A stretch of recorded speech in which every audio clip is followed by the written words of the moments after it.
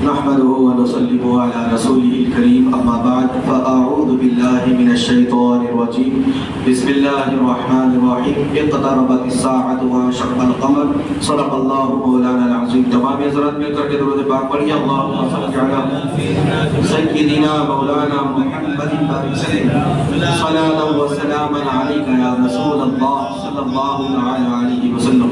حضرات محترم 27واں پارہ آج ہم نے مکمل سماعت کیا. 27 پارے ہمارے مکمل ہوئے.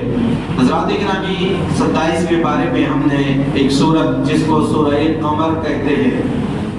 قمر کے معنی عربی میں چاند کے ہوتے ہیں.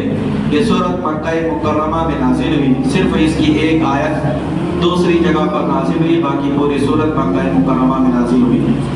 حضرات محترم اس کی فضیلت یہ ہے کہ سب سے پہلے تو یہ جان لیں کہ اس کی پہلی آیت میں چاند کے ٹکڑے ہونے کا ذکر ہے، اسی وجہ سے اس کا نام سورہ قمر ہوا.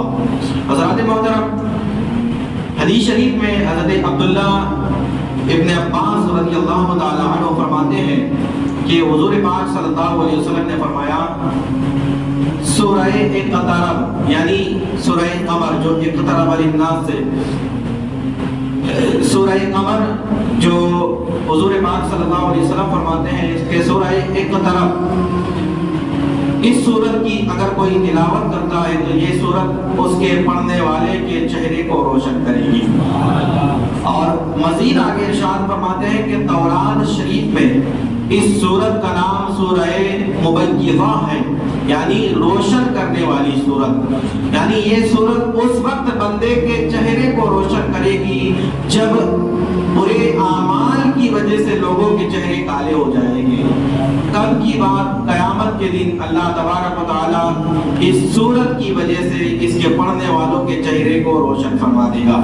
اما عائشہ صدیقہ طیبہ طاہرہ رضی اللہ تعالی عنہا فرماتی ہے کہ یہ سورت سورہ قمر، سورہ سجدہ اور سورۃ الملک رات کو اگر کوئی تلاوت کر کے سوتا ہے، عائشہ فرماتی ہے کہ اللہ تبارک و تعالی ان تینوں سورتوں کی تلاوت کر کے سونے والے کو شیطان کے شر سے، شیطان سے اور شرک سے محفوظ فرمائے گا. اور یہی نہیں بلکہ اماں آگے فرماتی ہے کہ بروز حشر اس سورت کی اور تینوں سورتوں کی سورہ ملک، سورہ سجدہ اور سورہ قمر تینوں کی تلاوت کی وجہ سے اللہ تبارک و تعالیٰ بندوں کے درجات کو بلند فرمائے گا. تلاوت کرنے والوں کے درجے بلند ہو گئے. حضرات محترم اس سورت میں قیامت کی ایک نشانی اور ایک معجزہ پہلی آیت میں بتایا گیا ہے. کیا فرمایا ہم نے؟ اقتربت الساعۃ وانشق القمر. اللہ خالق کائنات فرماتا ہے قیامت آ گئی، چاند پھٹ گیا. اس سے مراد کیا ہے؟ تو پھر تفسیر پڑھیں گے تب سمجھ میں آئے گا کہ قیامت کی نشانیوں میں سے ایک نشانی ہے چاند کے ٹکڑے ہونا. چاند کے دو ٹکڑے ہونا قیامت کی ایک نشانیوں میں سے نشانی ہے. اور یہ کب ہوا؟ حضور پاک صلی اللہ علیہ وسلم سے نبوت کی دلیل کافرین نے مانگی کہ آپ نبی ہو تو کوئی دلیل دکھائیے، کوئی معجزہ دکھائیے.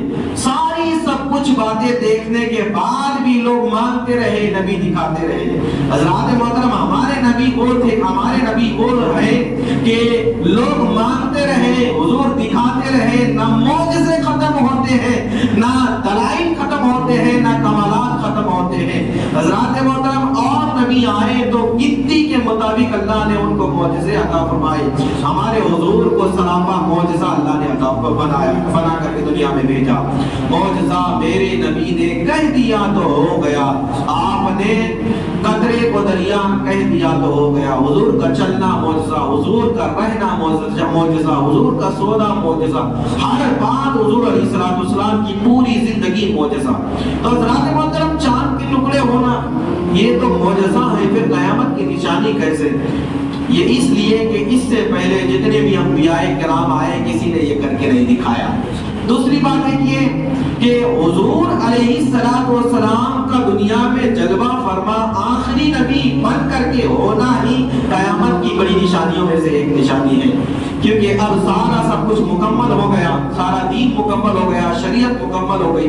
تو حضرات محترم اس وجہ سے اللہ خالق کائنات کے حبیب پاک کا آخری نبی بن کر کے دنیا میں جلوہ گر ہونا ہی سب سے بڑی قیامت کی نشانیوں میں سے ایک نشانی، نبوت کا دروازہ بند کر دینا قیامت کی ایک نشانی ہے۔ حضرات محترم پھر آگے حضور علیہ السلام سے جب یہ مانگا گیا کہ چاند اپنے روشنی پر ہے، اپنی آب و تاب پر ہے، آپ اس کا کچھ معجزہ کر کے دکھائیے۔ حضور علیہ السلام نے شہادت کی انگلی اٹھائی، اور یہ جو معجزہ ہے یہ آپ کو کوئی وہابی بیان کرتے نہیں ملے گا، کوئی اہل حدیث بیان کرتے نہیں ملے گا۔ کیوں؟ کیونکہ اس میں حضور کا پاور ثابت ہوتا ہے، حضور کا اختیار، حضور کی قوت ثابت ہوتی ہے۔ اور یہ جو معجزہ ہے یہ کوئی کمزور دلیلوں سے نہیں بتایا گیا، بلکہ مدلل دلیلیں جن کا کوئی توڑ ہے ہی نہیں، ایسے ایسی حضرت انس بن مالک، حضرت جبیر بن مطعم اور حضرت عبداللہ بن مسعود رضی اللہ تعالی عنہ جیسے جید صحابہ کرام اس بات کے گواہ ہیں کہ حضور صلی اللہ علیہ وسلم نے انگلی کے اشارے سے چاند کے دو ٹکڑے کر کے دکھائے، ایک ٹکڑا پہاڑ پر گرا اور ایک ٹکڑا پہاڑ کے دوسرے پہاڑ گرا۔ اب یہاں پر ذہن میں بات آتی ہے کہ یہ کیسے ہو سکتا ہے، اتنا بڑا چاند جس کے بارے میں یہ آتا ہے کہ زمین سے بڑا ہے۔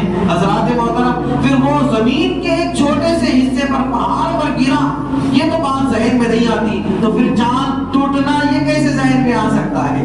حضرات محترم سوچنے جیسی بات ہے، جب یہ ٹوٹنا ناممکن ہے انسان کے اشارے سے، حضرات گرامی ایک خیر البشر کے اشارے سے یہ انگلی سے ٹوٹنا ناممکن ہے، تو یہ بات ذہن میں نہیں آتی۔ تو حضرات محترم یہ بات بھی ذہن میں نہیں آنا چاہیے، پھر یہ زمین پر گرا تو کیسے گرا؟ حضرات گرامی زمین پر گرنا بھی یہ بھی حضور کے معجزے سے ہے، اشارے سے ٹوٹنا بھی حضور کے معجزے سے ہے۔ تو حضرات گرامی جب حضور نے کر کے دکھا دیا، جس نے ماننا تھا مان لیا، کلمہ پڑھ لیا، جس نے نہیں مانا تھا اس نے یہ کہا وَإِن يُرِدُوا آیَةً يَقُولُوا سِحْرٌ مُسْتَمِرٌ، اس نے کہا کہ یہ جو چاند کے ٹکڑے ہوئے ہیں ہم تو اس کو مانتے ہی نہیں، دراصل یہ تو سحر مستمر ہے، یہ تو دائمی جادو ہے، اس میں محمد کا کوئی کمال نہیں۔ اللہ اکبر۔ حضرات محترم پتہ چلا نبی کی شان اور عظمت کو جو نہیں مانتا وہ کافر ہی ہے، جو مانتا نہیں ہے وہ یہی کہتا ہے اس میں حضور کا کیا کمال ہے، ایسا تو جادوگر بھی کر کے دکھاتے ہیں۔ جبکہ وہ لوگ خود ہی آپس میں مشورہ کر چکے تھے کہ آسمان پر جادوگر کا جادو نہیں چلتا، زمین پر چلا کرتا ہے۔ تو حضرات محترم بات یہی ہے، جب حضور کی شان کی بات آئے تو منکر کہیں پر جادو کہہ دیتا ہے، اگر پچھلے دور میں ہو اور دور حاضر میں ہو تو ضعیف حدیث کہہ کے اپنا پلہ جھاڑ دیتا ہے۔ اللہ تبارک و تعالیٰ ایسے منافقین سے اہل سنت و جماعت کے لوگوں کی حفاظت فرمائے، صحیح عقیدہ رکھنے، حضور کے کمالات کو جاننے ماننے کی ہمیں توفیق عطا فرمائے۔